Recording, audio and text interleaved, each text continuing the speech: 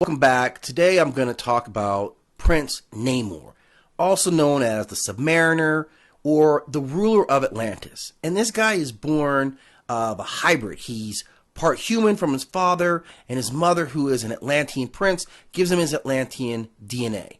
And why do we talk about Namor on this channel?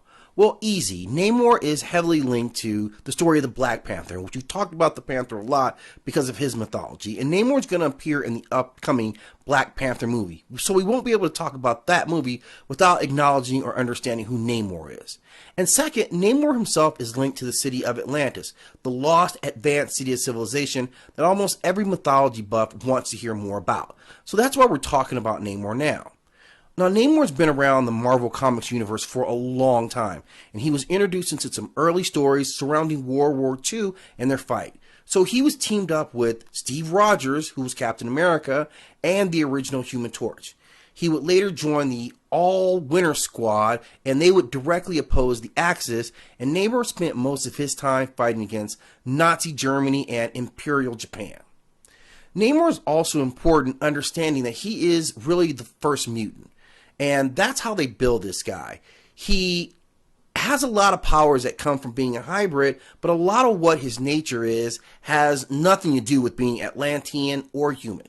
So obviously this guy is going to have the amphibious physiological adaptations, right? So he can live indefinitely underwater or on land. His circulation lets him deal with the cold and all the rough conditions of being under the sea. And as long as he gets regular access to water, he can live up on land just like all the rest of us, but he'll be super weak. But Namor is also super strong, and I mean crazy strong.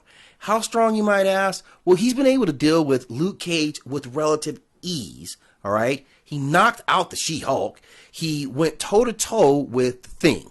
He beat the Red Hulk completely down, and he's even been able to knock out the Savage Hulk. And in addition to that, he's gone head up with both Hercules and the mighty Thor. And in addition to that, he's taken a full-on blast from the Silver Surfer himself and was able to retaliate, knocking him off of his board. So that's how deep Namor is, and he's always been one of my favorite characters, which is why I wanted us to learn more about him. Namor's been known by a lot of different names in his long history.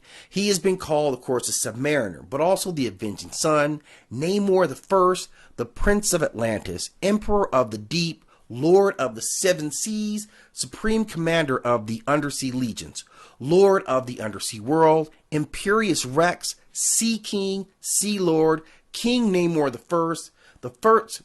first King of the Seas, the Phoenix King, Dr. G.W. Fulton, Joe Pierre, Mr. Big, Rex, Subby, Piscatorial Pirate, Duck Lips, Fishman, Gillface, Chicken of the Sea, and Long John Silver. So I hope you enjoy learning about Namor as much as I enjoy talking about Namor. And as always, thanks for stopping in at Nine World Chronicles.